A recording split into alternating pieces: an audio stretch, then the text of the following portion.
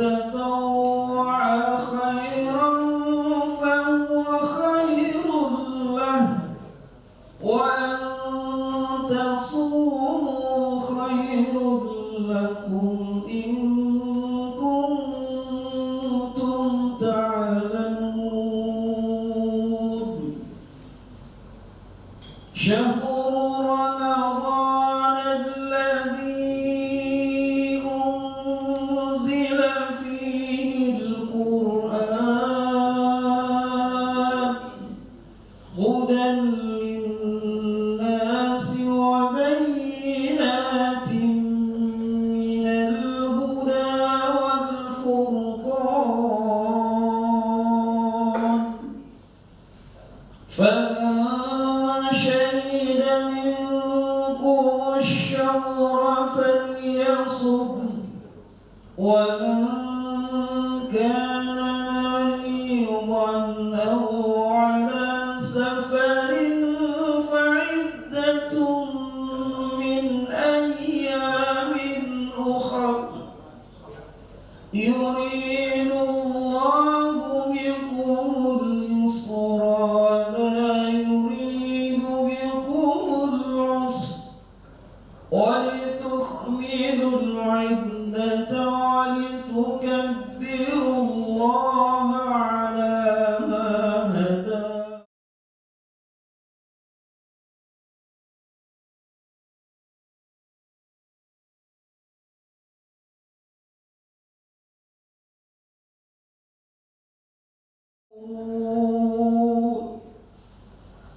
وإذا سألك عبادي أني فإني قريب أجيب دعوة الداع إذا دعان فليستجيبوا لي وليؤمنوا بي لعلهم يرشدون صدق الله العظيم. السلام عليكم ورحمة الله وبركاته. Sadaqallahul azim, benar Allah dengan segala firman-Nya. Terima kasih Pak Makmun yang sudah membacakan kitab Syahrul Quran. Bapak Ibu yang saya hormati, selanjutnya laporan dari FSB untuk kepada Ibu Teti Arida. Saya persilakan.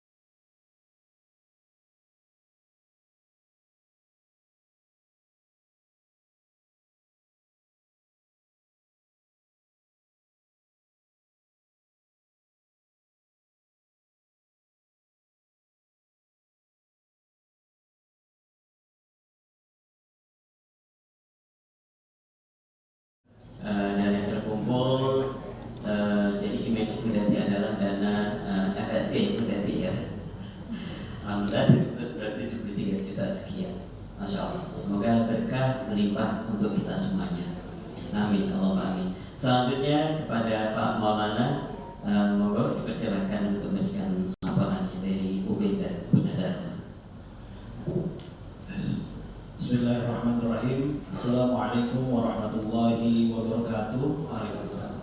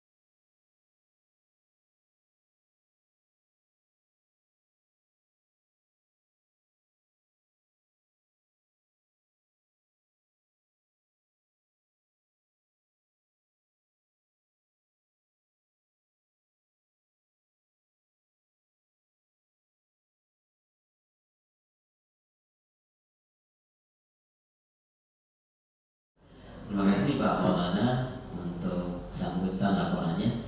Selanjutnya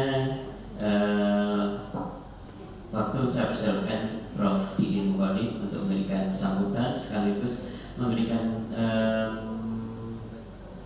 ya secara tali kasih secara simbolik. Semoga sehat selalu Prof. Didin. Amin. Terima kasih Pak.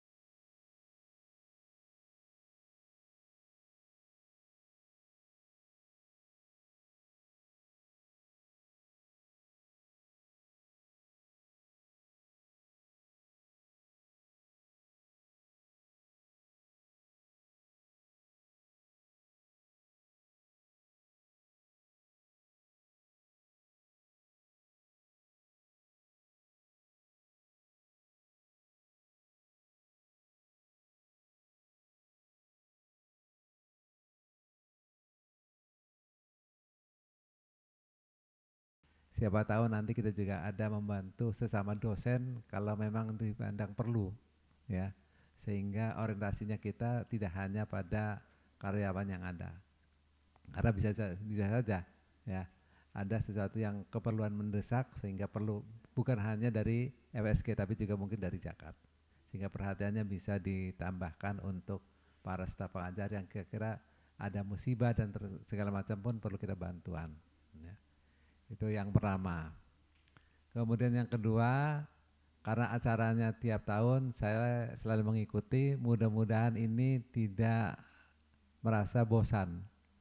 Karena biasanya program ini merasa bosan, apalagi kalau jumlahnya semakin banyak, bukan uangnya yang semakin banyak Bu Reti, jumlah yang harus dibagi gitu ya, tambah banyak, bingung. Karena teman-teman barangkali jumlahnya tidak banyak gitu, sehingga orientasinya mudah-mudahan tidak masalah jumlah, tapi orientasinya bagaimana kita untuk berbagi sesuatu, ya. Dengan demikian kita tidak usah merasa kecil hati berapa yang akan kita dapatkan, tapi ini semuanya adalah dalam rangka keikhlasan buat kita semuanya. Mudah-mudahan ini juga salah satu bentuk kepedulian, bentuk sosial sesama dosen. Mudah-mudahan tahun-tahun berikutnya tambah dan tambah, ya. Bukan berkurang tapi tambah dan tambah, ya.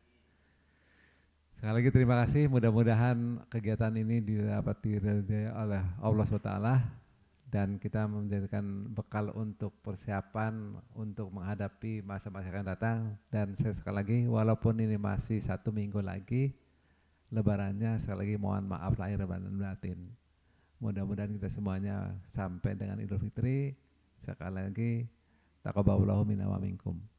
Mudah-mudahan kita semuanya dalam keadaan suci bersih setelah kita mengakhiri bulan Ramadan ini. Demikian yang bisa sampaikan. Terima kasih. Saya akhir. Wassalamualaikum warahmatullahi wabarakatuh. Waalaikumsalam warahmatullahi wabarakatuh. Terima kasih Prof. Didi. Kira-kira secara simboliknya Teti, Bu Yuli mohon dibantu.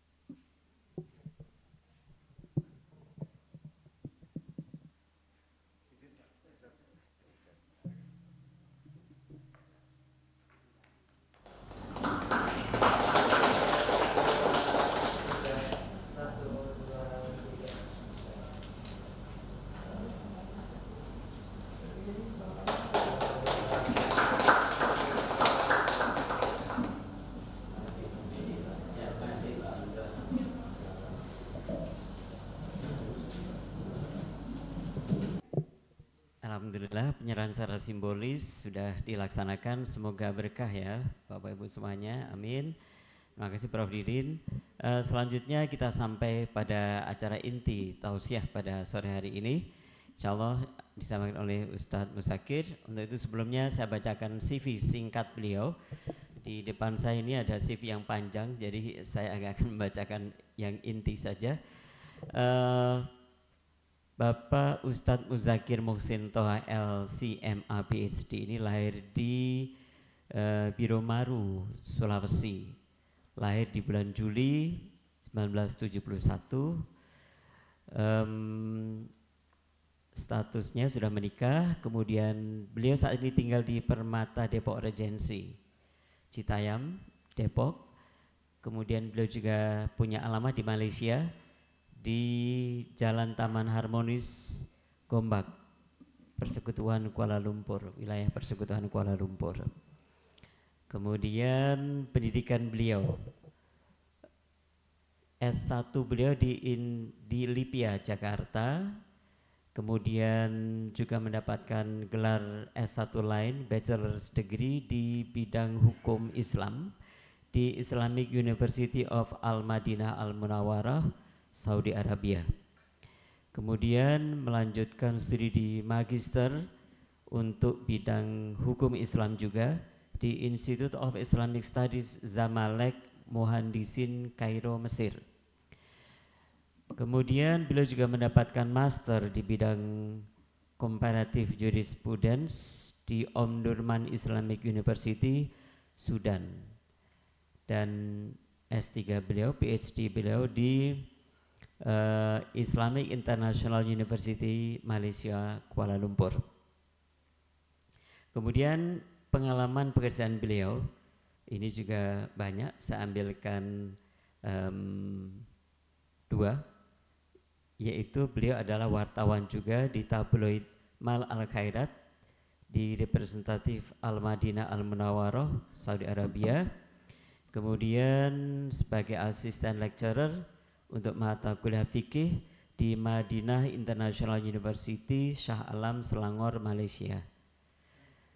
Kemudian pengalaman organisasi beliau sebagai main advisor di KKS Organization Kairo, Mesir. Kemudian Head of Representative Syamil Cipta Media Arabic Manuscript dan terjemahannya divisi penerjemahan di Kairo juga. Ya, kalau saya bacakan terlalu panjang nanti ya Bapak Ibu, mohon maaf. Jadi untuk selanjutnya saya persilakan kepada Ustadz Muzakir untuk memberikan tausiahnya. Silakan.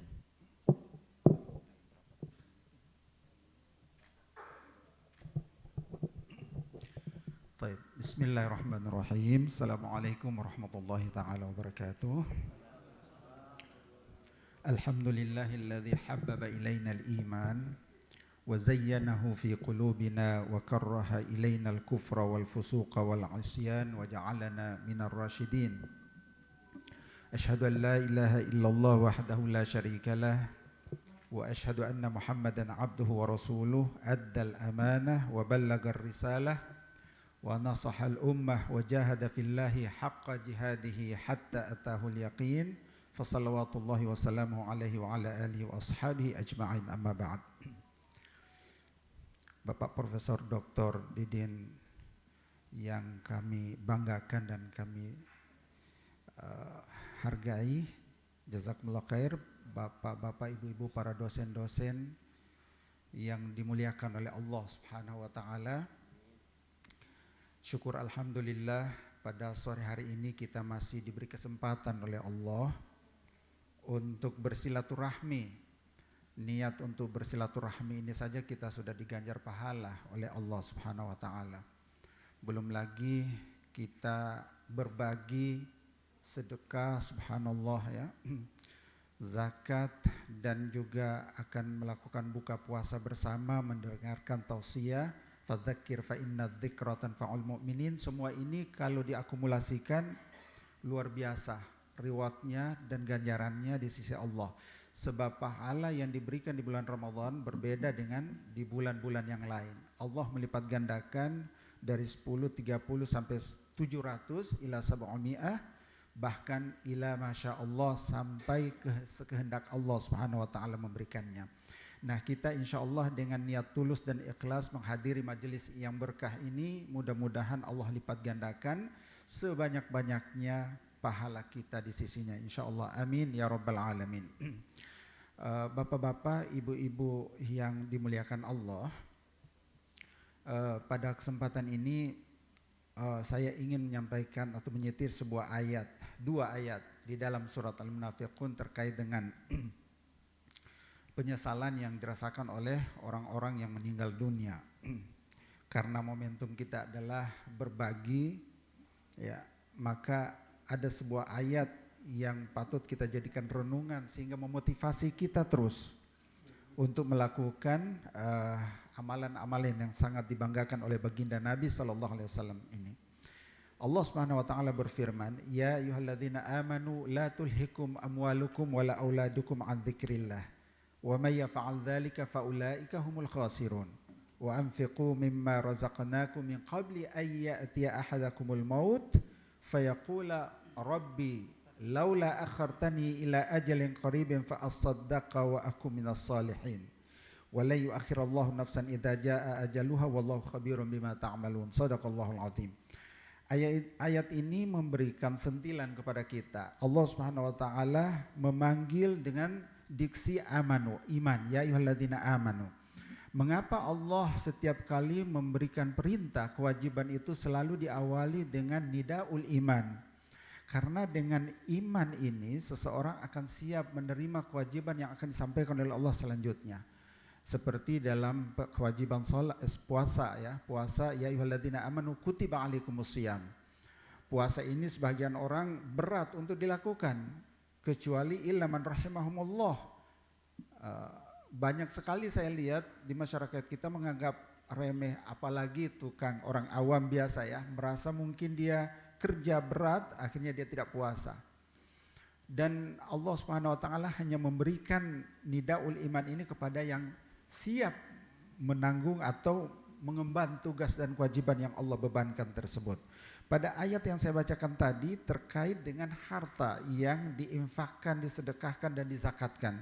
Allah kembali lagi memanggil hambanya dengan nidaul iman agar mereka siap ketika seorang itu setelah beriman zahir dan batin, lahir batin, dia tidak akan merasa berat, apalagi terbebani, apalagi karena terpaksa, enggak.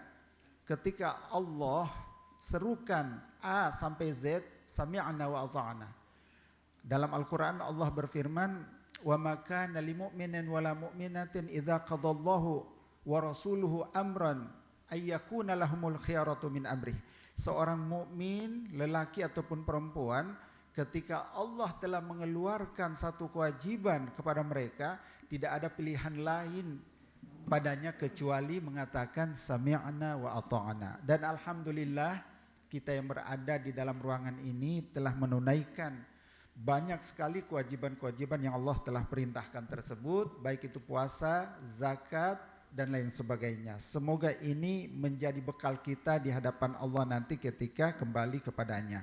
Dalam ayat selanjutnya, di sini ada gambaran penyesalan ya, yang dirasakan oleh orang-orang yang ketika sudah dicabut nyawanya dan tidak ada kesempatan lagi balik ke dunia, dia minta kepada Allah, merengek-rengek gitu. Wa anfiqu mimma razaqnakum min qabli ay ya'ti ahadakumul maut fa yaqula rabbi laula akhartani, ya Allah boleh enggak dibalikin aku sebentar saja. Ternyata baliknya itu dia minta balik bukan untuk sholat, bukan untuk puasa, bukan untuk berhaji, tetapi untuk bersedekah. Dia ingin kembali ke dunia supaya harta yang dia tinggalkan kepada ahli warisnya itu dia sedekahkan semua. Fa asaddaka wa aku minas salim. Kenapa dia ingin hal itu dia tunaikan dan minta memelas, merengek kepada Allah? Karena dia telah melihat ganjarannya ketika nyawa dia dicabut tersebut dan pada saat dia berada di dalam kubur, sehingga dia tidak meminta hal-hal yang lain. Jadi syukur sekali Allah menuntun kita sehingga kita dengan hidayah dan tuntunan Allah ini kita bisa menjalankan kewajiban kita secara perfect, secara benar, dan insya Allah kalau kita melakukan amal secara benar, rewardnya pun insya Allah nggak kemana-mana dan akan dilipat gandakan oleh Allah Subhanahu Wa Taala. Bapak-bapak, ibu-ibu sekalian yang dirahmati Allah, saya ingin menggambarkan sedikit bagaimana kalau kita semua ini masuk ke dalam surga Allah Subhanahu Wa Taala. Ketika di akhirat nanti, insya Allah, takhayal, coba bayangkan kita semua berada di dalam surga, ketemu dengan Abu Bakar As-Siddiq, kita cium tangannya, kita peluk dia, salaman dengan dia. Lalu Abu Bakar As-Siddiq mengatakan, di samping saya ini Umar bin Khattab, yang di sebelah sana itu Ali bin Abi Thalib. Dia akan memperkenalkan satu-satu karena kita tidak ketemu kan face to face dengan mereka di zaman dulu. Kemudian yang di bawah pohon sana itu Khalid bin Walid, Saifullahil Maslul. Setelah itu kita akan bertanya kepada Abu Bakar As-Siddiq, ya Sayyidi, aina habibi Rasulillah sallallahu alaihi wasallam? Wahai Abu Bakar, di mana kekasihku Muhammad sallallahu alaihi wasallam? Saya ingin berjumpa dengannya. Dia sudah menunggu Anda di sebelah telaga. Silakan langsung terus saja ke sana. Dia akan dia akan menjemputmu dan dia senang sekali kalau bertemu denganmu. Maka yang tadi itu diarahkan tadi, dia langsung terus menuju Rasulullah di samping telaga Al-Kautsar. Rasulullah ketika bertemu dengan umatnya ini, salah seorang umatnya ini langsung kenal gitu. Anta Muhammad bin Abdullah bin Saifullah misalnya. 3 nama, kalau orang Arab itu menyebut 3. Kalau 3 itu langsung fokus, kalau 2 masih berkemungkinan ada 2 orang atau orang lain gitu. Tapi kalau 3 binnya, 2 binnya, 3 nama, insya Allah so. Maka ketika Rasulullah menyebut namanya, terkejut dia, hamba Allah ini, ya Rasulullah, kaifa arafta ismi? Gimana kau bisa tahu nama saya? Kau selalu berselawat kepadamu. Ketahuilah setiap kau selawat kepadamu, selawatmu itu sampai lengkap dengan data-datanya orang yang memberikan selawat. Jadi wajar kalau saya kenali semua orang yang berselawat kepadaku. Jadi jangan kita perhitungan dengan selawat, terutama di hari Jumat. Nabi SAW mengatakan orang yang paling banyak berselawat kepadaku, dia berhak mendapatkan syafaatku pada hari kiamat. Aktsaru alayya salatan inna haqqun nasi bi syafaati yaumil qiyamah aktsaruhum alayya salatan. Orang yang berhak mendapatkan syafaatku adalah mereka yang banyak berselawat kepadaku. Nah, ketika Nabi SAW, coba kita bayangkan, ada kan ada doa yang diajarkan Nabi kepada kita, Allahumma asqina min haudi nabiyyikal Mustafa sallallahu alaihi wasallam biyadihi syarifah syarbatan hani'atan mari'atan la nadma'u ba'daha abadan. Pernah enggak kita dengar doa ini? Ya Allah, bantu aku untuk bisa meneguk telaga Kautsar dari telaga Nabi Muhammad sallallahu alaihi wasallam dengan tangannya langsung, biyadihi syarifah, yang mulia, yang mana sekali teguk dari telaga tersebut tidak akan merasakan dahaga selama-lamanya. Bapak-bapak, ibu-ibu sekalian rahmati Allah, pernah enggak kita bayangkan keadaan di padang mahsyar? Sebab Nabi akan memberikan syafaatnya itu 2 kali. Ketika di padang mahsyar itu secara singkat keadaannya, kita tidak akan tidak ada pohon ya seperti ini, semua tanah datar gitu, sepanjang mata memandang itu kepala manusia semua. Seujung dan manusia dari Nabi Adam sampai yang meninggal atau yang mati di hari kiamat itu semua dikumpulkan dalam satu tempat. Kita bisa bayangkan enggak seperti apa banyaknya manusia.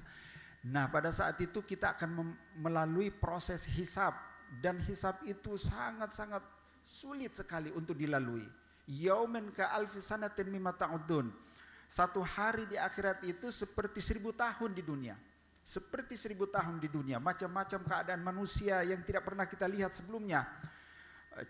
Jadi tidak ada lagi beristirahat, duduk seperti ini, semuanya berdiri, namanya juga qiyamah. Yaumul qiyamah itu kan berdiri. Semua orang berdiri. Kalau ada yang coba-coba duduk, dicambuk oleh malaikat. Berdiri semua.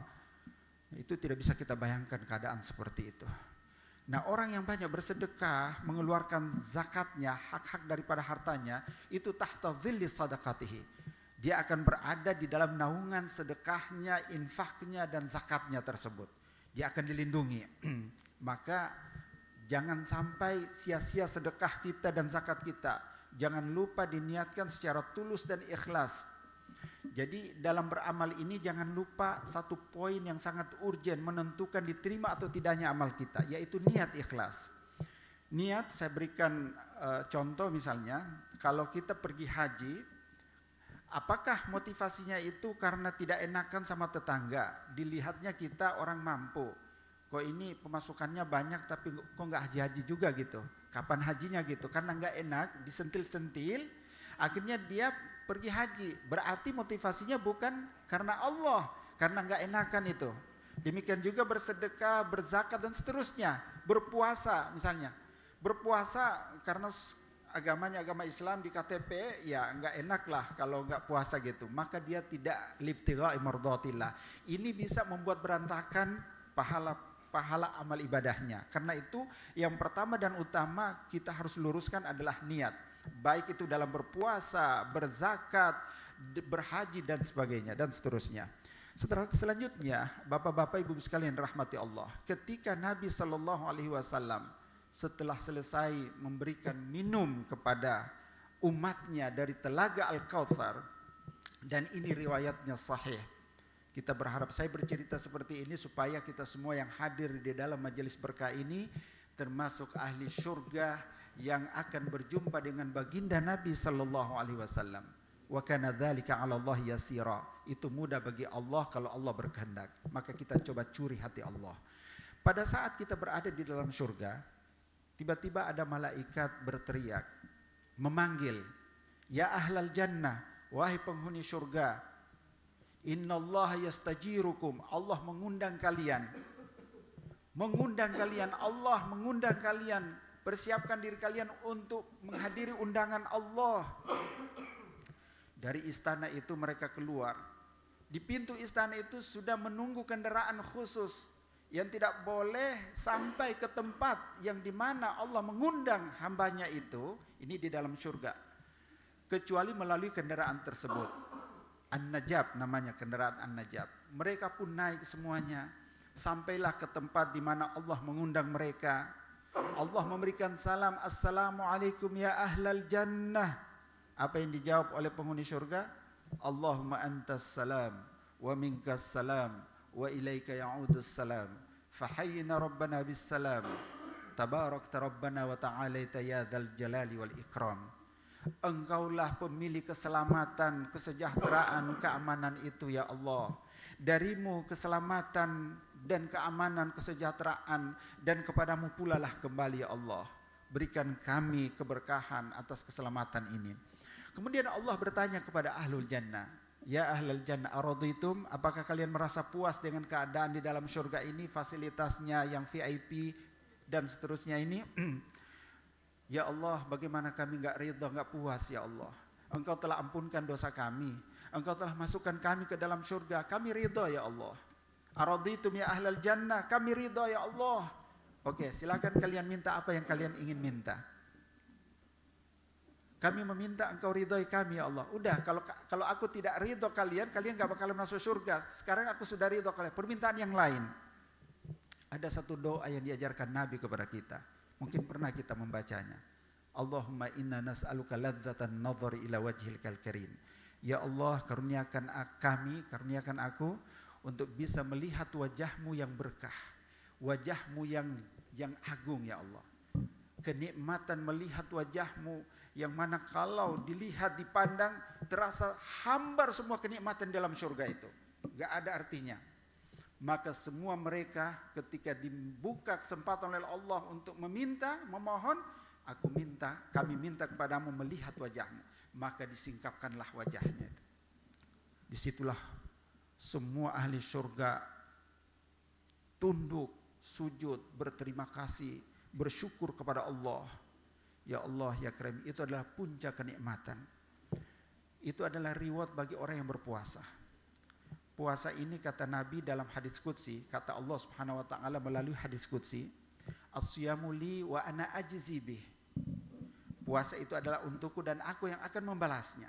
Seperti apa balasan Allah? Ya seperti dalam kisah tadi itu.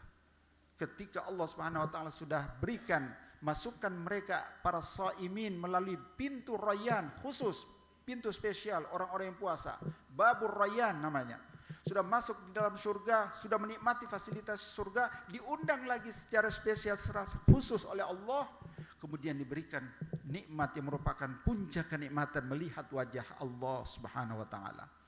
Wajah Allah ini tidak semua makhluk atau hamba Allah akan diberikan kesempatan untuk melihatnya. Bahkan ketika Nabi Musa ingin meminta kepada Allah, "Arinallaha jahrah." Arina ya. Coba tolong ya Allah, nampakkan wajahmu kepadaku biar aku semakin dekat denganmu, mencintaimu ya Allah. Kata Allah, "Innaka lan tarani."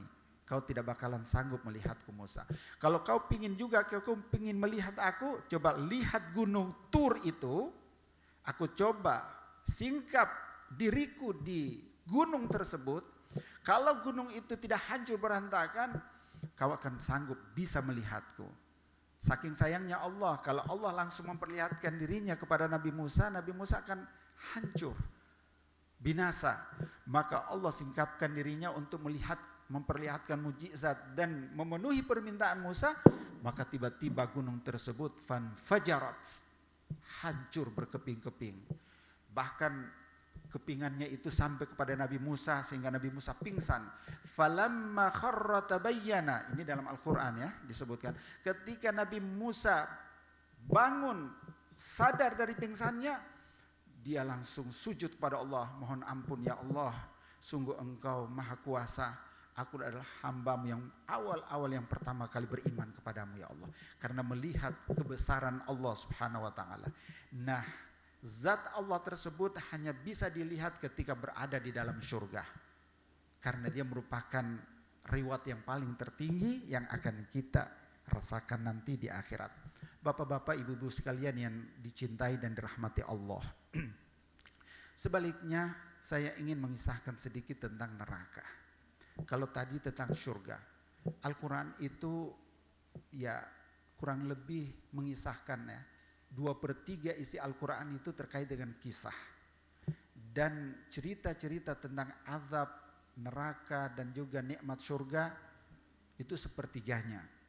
Setiap kali kita jumpai surah pasti ada membicarakan tentang surga dan neraka. Nah, sekilas tentang surga tadi sudah kita bayangkan seperti apa. Coba kita sedikit melanglang buana ke neraka. Nabi SAW pada saat Isra dan Mi'raj diperlihatkan oleh Allah neraka tersebut. Jangan dipertanyakan, jangan bertanya memangnya neraka sekarang sudah on. Bukankah kita dunia belum kiamat, belum ada yang ngisi neraka tersebut? Memang belum on, tetapi kalau Allah berkehendak, wa kana dzalika 'alallahi yasira.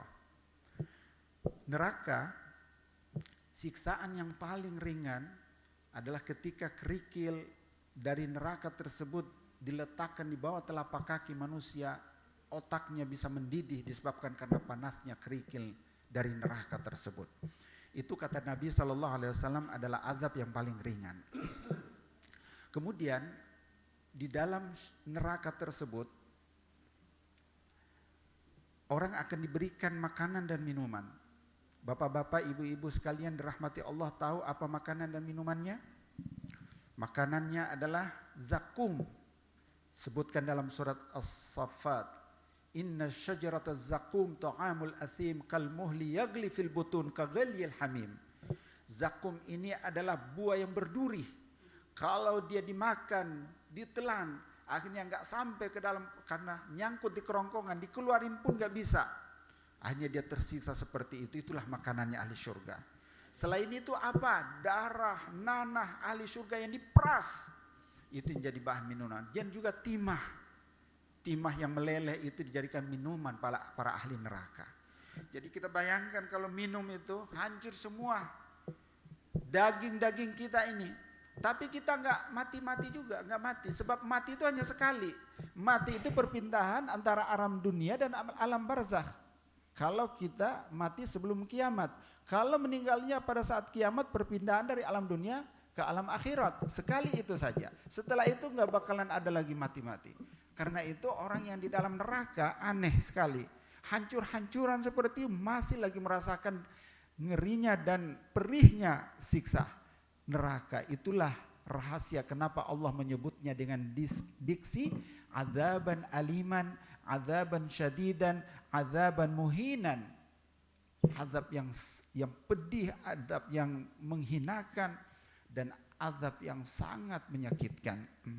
Tidak pernah dirasakan oleh kita sebelumnya di dunia ini. Kalau kita di dunia ini sakit, kita pingin mati cepat kan, pingin bunuh diri gitu, nggak ingin rasa tersiksa karena sakit kita itu.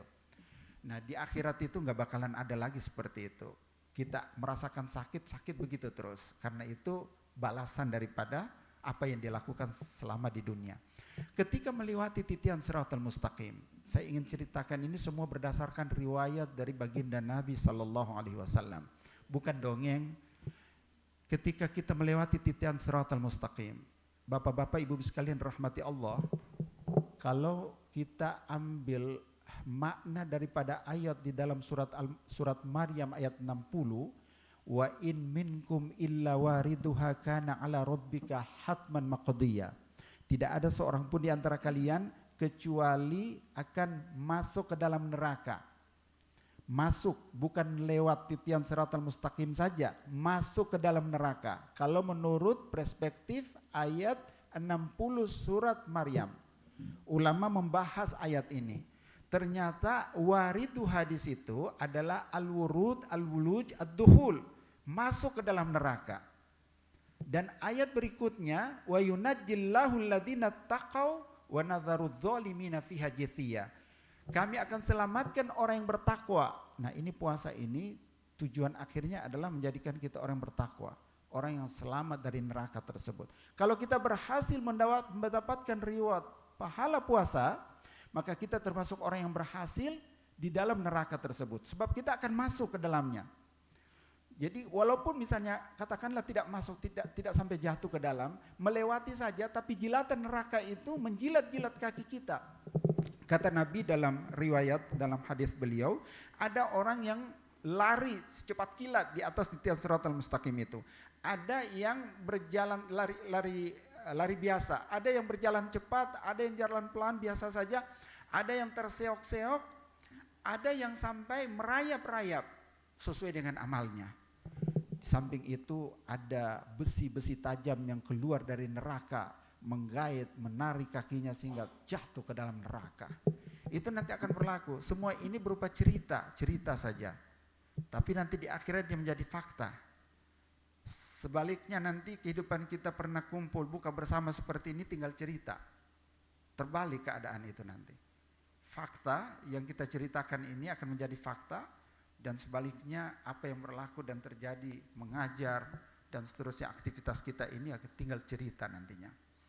Maka Allah Subhanahu wa taala saking sayangnya kepada kita memberikan bocoran-bocoran kita melalui wahyunya, Al-Qur'an dan sunnah Nabi sallallahu alaihi wasallam, agar supaya kita melakukan prepare diri kita semaksimal mungkin sebelum tiba masa itu. Sebelum tiba masa di mana tidak ada lagi kesempatan untuk bertaubat, untuk kembali beramal. Di akhirat tidak ada lagi kesempatan beramal, hanya di sini saja. Di akhirat itu tinggal menerima reward dari apa yang kita lakukan selama di dunia. Bapak-bapak, ibu-ibu sekalian dirahmati Allah. Karena itu masih ada lagi beberapa hari bulan suci Ramadan ini. Kalau misalnya kita memiliki harta yang sudah mencapai nisab seperti yang disampaikan oleh tadi laporannya, maka hitung baik-baik dan keluarkan zakatnya. Allah menyebutkan di dalam surat Al-Qalam, wa fi amwalihim haqqun ma'lum lis-sa'ili wal mahrum. Di dalam harta kalian itu berupa gaji sebagai profesional, gaji profesi, ataupun tijarah, perdagangan, bisnis, ataupun apa gitu. Tapi dia sudah mencapai nisab. Dan haul, setahun masih segitu. Nisabnya 83 gram emas. Berapa itu? Berapa juta itu? Berapa puluh juta itu? Sudah segitu dari tahun lalu sampai tahun sekarang, maka dia wajib dikeluarkan zakatnya. Kalau tidak, dia nanti akan menjadi makhluk di dalam kubur sebelum di akhirat. Dia menjadi makhluk mengerikan di dalam kubur itu nemanin kita. Kata Nabi SAW, seseorang itu nanti ketika dikuburkan akan ditemani oleh makhluk. Jika dia banyak melakukan amal soleh, makhluk itu akan berubah menjadi makhluk yang indah dipandang, senang diajak ngobrol, baunya harum.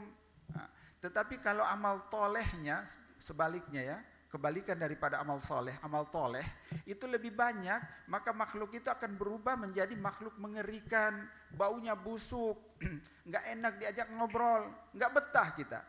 Cecak aja kalau dalam kamar itu mati, bangkainya itu sakit kepala kita, sakit perut kita kalau nyiumnya. Gimana makhluk sebesar itu menemanin kita sampai hari kebangkitan? Nanti dia akan berubah seperti itu dan terus menyiksa kita. Belum lagi di akhirat nanti dia kata Allah Subhanahu wa taala dalam Al-Qur'an, dia akan disetrikakan. Jadi dia akan menjadi setrika, harta itu yang kita tidak keluarkan hak-haknya akan menjadi setrika, kemudian disetrikakan kepada jidat kita. Fatukwa bihajibahuhum wa junubuhum wa dhuhuruhum hadza ma kanaztum li anfusikum. Inilah balasan daripada apa harta yang kalian simpan-simpan tidak dikeluarkan haknya kepada yang membutuhkan. Jadi dia akan menyiksa kita. Dan alhamdulillah sekarang sudah kita tunaikan, mudah-mudahan ini istiqamah dilakukan sampai akhir hayat kita. Dan dengan itu nanti insya Allah Allah akan tambahkan rezeki kita. Allah akan tambahkan, itu sudah janji Allah gitu.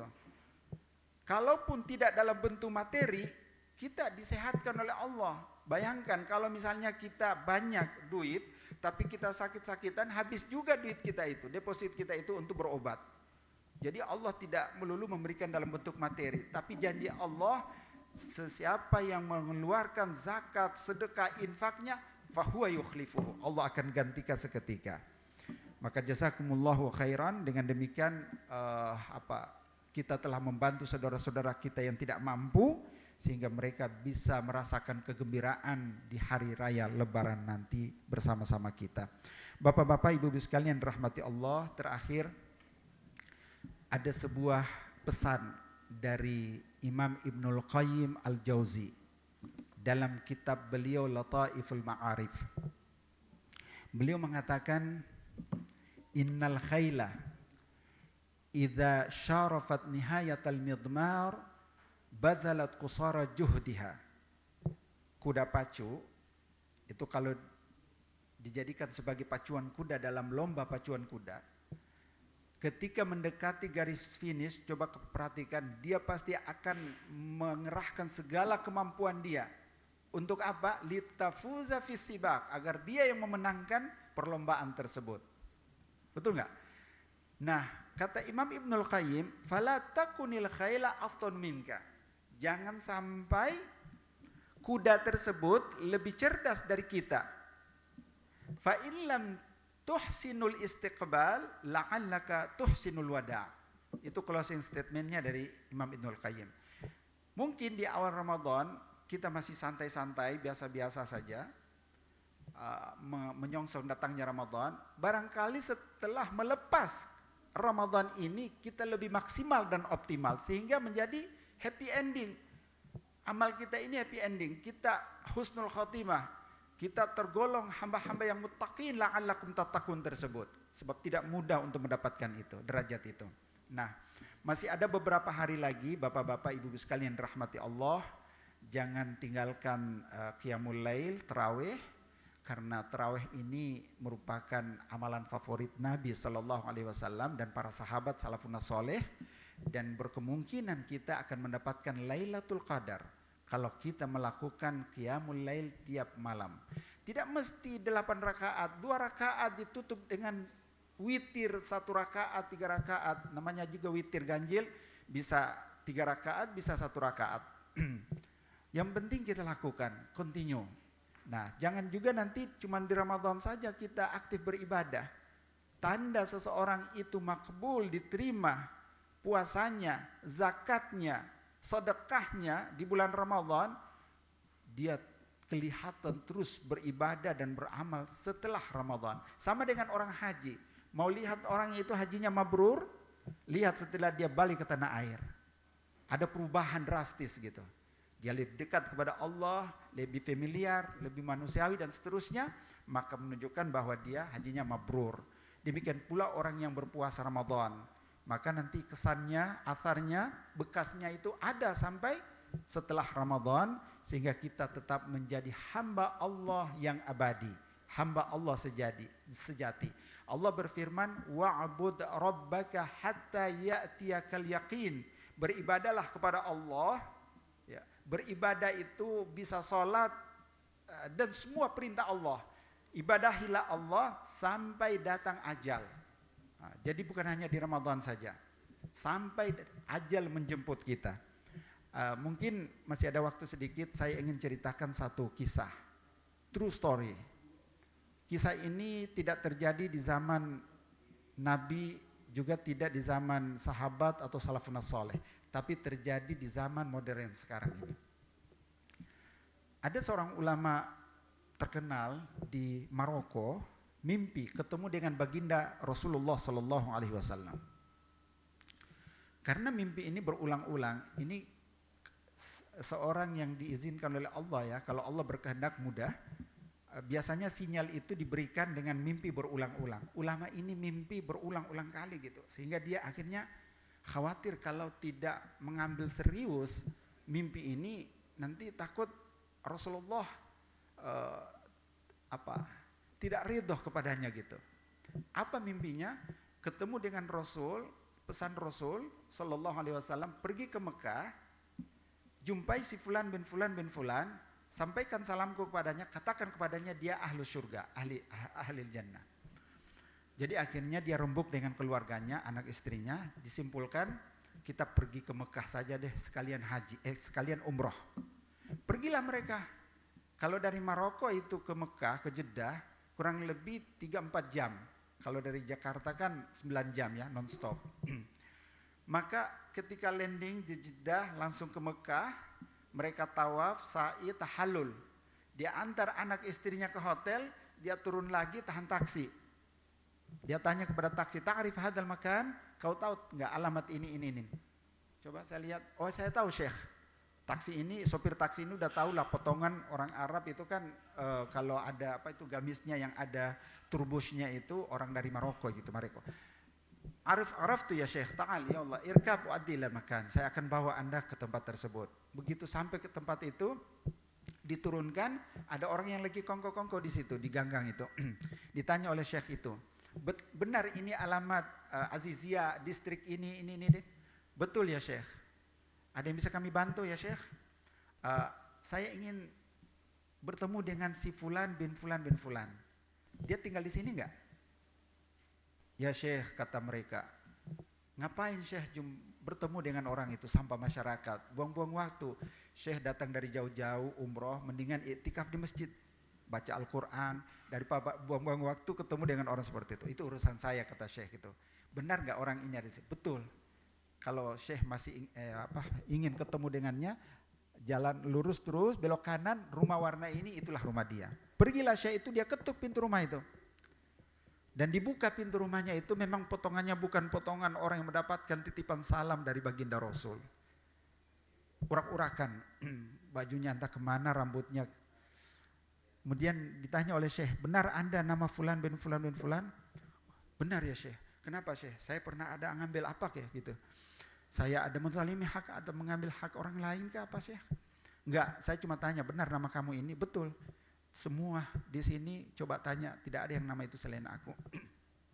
Di sini tidak kondusif tempatnya, wahai hamba Allah, bisa enggak saya minta izin kepadamu, waktu yang saya ambil ini akan saya bayar. Kita pergi ke Masjidil Haram, mungkin di sana lebih enak ngobrolnya. Ya Syekh, katanya, saya sudah berapa tahun ini tidak pernah ke Masjidil Haram. Bayangkan, orang yang tinggal di Azizia, ibu-ibu yang sudah pernah umrah haji, tahu kan Azizia, itu berapa sih? Berapa kilo itu ke Masjidil Haram itu? Paling 5 kilo, paling jauh 7-10 kilo. Orang ini tidak pernah pergi ke Masjidil Haram dalam beberapa tahun belakangan katanya. Kalau orang-orang tetangga saya ini ngelihat saya ini jalan bareng sama Syekh, apa kata mereka ya Syekh? Cuekin aja. Saya minta, saya jauh-jauh datang hanya minta untuk. Oke, kalau Syekh masih juga ingin apa yang Syekh inginkan tersebut, saya harus pergi ke Masjidil Haram. Ya tunggu sebentar, saya bersih-bersih dulu ganti baju. Ditungguin sama Syekh itu. Sampai kemudian mereka jalan sampai di Masjidil Haram.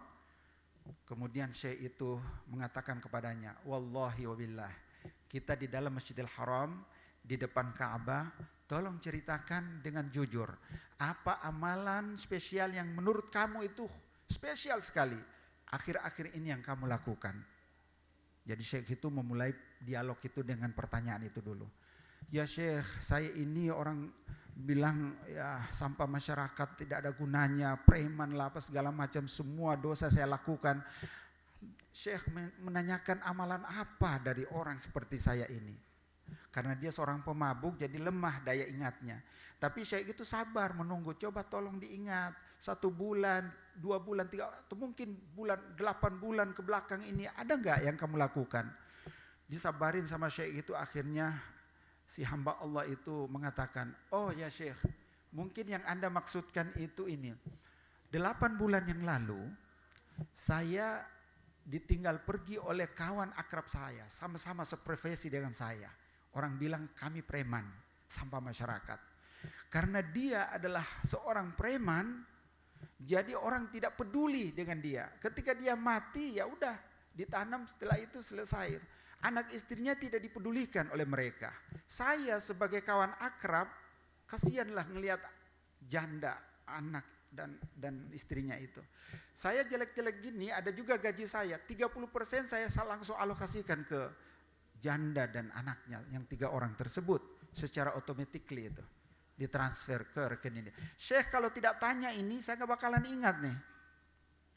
Taulah Syekh itu, inilah amalan favorit yang dibanggakan oleh Rasulullah kepada si fulan ini. Walaupun secara zahirnya dia ini adalah pendosa, mujrim, tapi ada satu amalan spesial yang dibanggakan oleh Rasulullah sehingga sampai mengutus seorang ulama untuk menyampaikannya. Kemudian Syekh itu mengatakan, wahai hamba Allah ya Abdullah, ketahuilah saya jauh-jauh datang ini hanya menyampaikan pesan Rasulullah. Rasulullah sallallahu alaihi wasallam kekasih kita, habibuna wa syafi'una Muhammad sallallahu alaihi wasallam menyampaikan salam kepadamu. Dan beliau mengatakan kau ahli syurga. Dia terkejut, orang Arab itu kalau terkejut dia pukul-pukul kepalanya. Ya Syekh, Anda salah alamat, bukan saya orangnya. Saya tidak pantas mendapatkan titipan salam dari baginda Rasulullah. Saya seorang pendosa, banyak sekali dosa saya. Hanya saya yang tahu dengan Allah dosaku. Ya Syekh, wahai Abdullah, hamba Allah, jangan terlalu meledak-ledak seperti itu. Tidak semua Allah memberikan nikmat ini kecuali orang-orang yang dipilihnya. Innallaha la yanzuru ila suwarikum wala ila ajsamikum walakin yanzuru ila qulubikum. Allah tidak melihat rupa kalian, potongan kalian, zahir kalian. Allah melihat isi hati kalian. Nah, kemudian si hamba Allah ini akhirnya menangis. Tidak sepadan antara reward ganjaran yang Allah berikan kepadanya dengan yang dia lakukan selama ini. Dia menangis, azan maghrib pun akhirnya berkumandang. Dia tetap menangis, qamat pun berkumandang. Dia tetap menangis. Dan imam pun akhirnya memimpin salat maghrib itu. Tangisnya belum juga mereda. Sampai akhirnya apa? Bapak-bapak ibu sekalian rahmati Allah. Di rakaat pertama, rakaat kedua, salat maghrib kan 3 rakaat. Di rakaat yang ketiga itu di sujud terakhir dia enggak bangun lagi. Sampai imam salam, assalamualaikum warahmatullah, assalamualaikum warahmatullah. Dan si syekh ini menepuk pundaknya, cukuplah wahai hamba Allah, syukuri apa yang Allah berikan kepadamu. Saya yang orang lihat sebagai alim ulama tidak mendapatkan reward sepertimu. Ternyata orang yang ditepuk pundaknya tadi itu terjatuh ke sebelah dan dia telah meregang nyawa. Sudah mati pada saat itu. Bayangkan bapak-bapak ibu sekalian rahmati Allah, mati di Masjidil Haram, mati dalam sholat, dan mati dalam keadaan sujud. Bukankah ini pengakhiran hidup yang diidam-idamkan oleh semua kita? Orang kalau mati dalam keadaan husnul khotimah, insya Allah min ahlil jannah. Maka insya Allah kita semua apa yang telah kita lakukan dengan berzakat tadi, dan juga amalan puasa kita ini bisa menjadi bekal kita di hadapan Allah nanti memasuki surga Allah Subhanahu wa taala, menikmati fasilitas yang Allah berikan insyaallah. Amin ya rabbal alamin. Mudah-mudahan kisah-kisah yang benar adanya ini yang disampaikan terus memotivasi kita. Saya dan bapak-bapak ibu-ibu sekalian sebagai dosen dan dosen senior mungkin tidak perlu wejangan ya. Cukup disampaikan kisah-kisah yang terjadi dan faktual serta hadis-hadis Nabi, dan ini silakan kita elaborasi masing-masing, kita kembangkan dan kita lihat diri kita sudah sejauh mana kita dengan standar cerita dan kisah tersebut. Semoga kita bisa memantaskan diri kita menjadi ahli surga dan hamba Allah yang dibanggakan di hadapan para malaikatnya. Mungkin itu saja yang bisa saya sampaikan dalam kuliah terserah saya dalam sekian menit ini. Mudah-mudahan ada manfaatnya dan insya Allah dicatat oleh Allah sebagai pahala berlipat bagi kita semua. dan insya Allah kita akan terima ganjarannya di akhirat kelak. Hadanallahu wa iyyakum ajma'in. Lebih dan kurangnya saya mohon maaf. Billahi taufiq wal hidayah. Wassalamualaikum warahmatullahi taala wabarakatuh.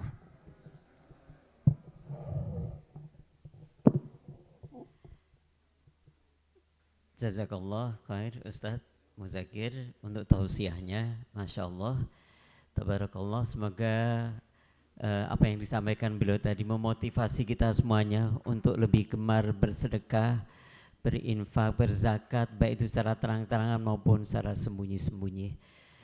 Mari kita teruskan niat kita dalam sedekah. Semoga Allah menerima zakat, infak, sedekah kita semuanya selama ini. Amin, Allahumma amin.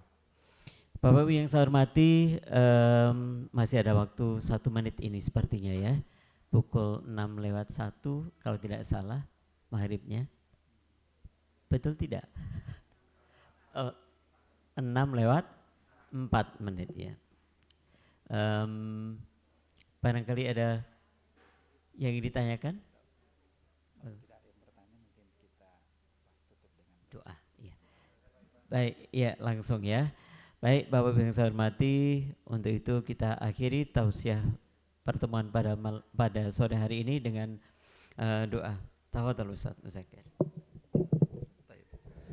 Bismillahirrahmanirrahim. Mari kita beristighfar 3 kali. Bapak-bapak Ibu sekalian mengawali doa kita. Astaghfirullahaladzim, astaghfirullahaladzim, astaghfirullahaladzim alladzi la ilaha illa huwal hayyul qayyum wa atubu ilaih. Bismillahirrahmanirrahim. Alhamdulillahirabbil alamin. Allahumma lakal hamdu bil iman, walakal hamdu bil islam, walakal hamdu bil Qur'anil karim, walakal hamdu bi Ramadan, walakal hamdu bi lailatul qadar, lakal hamdu kama yanbaghi li jalali wajhika wa 'azimi sultanik. Allahumma salli wa sallim ala 'abdika wa nabiyyika wa rasulika an-nabiyil ummi wa ala alihi wa sahbihi wa sallama tasliman katsira. Allahumma inna nas'aluka ridhaka wal jannah wa na'udzubika min sakhatika wa minan nar. Allahumma ja'al jama'ana hadha jama'an marhuman mubarakan wa tafarruqana min ba'dihi tafarruqan ma'suman wa la taj'al fina wa la hawlana wa la minna syaqiyan wa la mahruman wa la matrudan bi rahmatika ya arhamar rahimin. Allahumma ja'al khaira a'malina khawatimaha wa khaira ayyamina yawma nalqaka fih. Allahumma anta rabbuna la ilaha illa anta خلقتنا ونحن عبيدك ونحن على عهدك ووعدك ما استطعنا نبوء لك بنعمتك علينا ونبوء لك بذنوبنا فاغفر لنا فإنه لا يغفر الذنوب إلا أنت يا الله يا كريم يا رحمن يا رحيم. Engkau adalah Tuhan kami, tidak ada Tuhan selain Engkau ya Allah yang kami sembah. Engkau ciptakan kami sehingga terlahirlah kami dengan apa adanya ya Allah. Begitu banyak nikmat yang Engkau karuniakan kepada kami ya Rahman. Tetapi terkadang kami membalasnya dengan cuek, sikap angkara murka, dan abai terhadap kewajiban yang Engkau berikan kepada kami. Ampuni kami ya Allah. Pada saat ini kami memohon ampun kepadamu ya Allah. Saat-saat yang mustajab yang Engkau dengarkan rintihan dan munajat kami ya Allah. Ampuni segala dosa kami yang zahir ataupun yang batin, yang disengaja ataupun tidak disengaja, yang besar ataupun yang kecil ya Allah. Ampunkan semuanya, jangan jadikan dia tersisa sedikit pun ya Allah. Sehingga kami mengakhiri Ramadan ini dalam keadaan bersih, maghfuran lahu, dan berhasil meninggalkan Ramadan dalam keadaan terampuni. Rabbana alaika tawakkalna wa ilaika anabna wa ilaikal masir. Ya Allah, jadikanlah majelis di mana kami berkumpul saat ini sebagai majelis yang Engkau berkahi ya Allah. Allahumma innaka afuun tuhibbul afwa fa'fu anna ya karim. Rabbana atina fid dunya hasanah wa fil akhirati hasanah wa qina adzabannar. Wa sallallahu ala sayyidina Muhammad wa ala alihi wa sahbihi wasallam. Walhamdulillahi rabbil alamin. Taqabbalallahu minkum.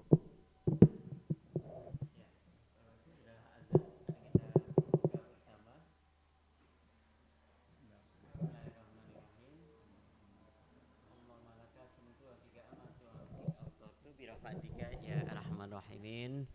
Bismillahirrahmanirrahim. Allahumma barik lana fi ma razaqtana wa qina adzabannar.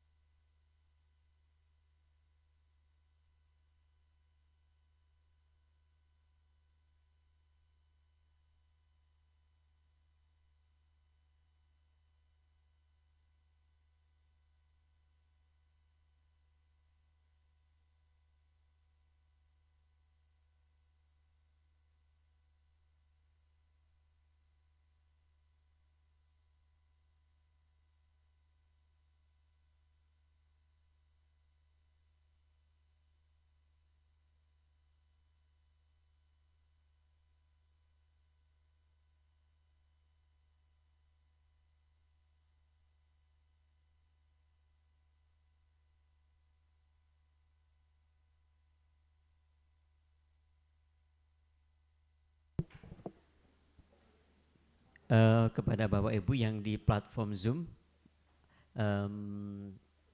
alhamdulillah acara sudah selesai dan kami persilakan kalau ingin meninggalkan ruang Zoom-nya. Terima kasih kehadirannya, semoga keberkahan tercurahkan kepada kita semuanya. Assalamualaikum warahmatullahi wabarakatuh.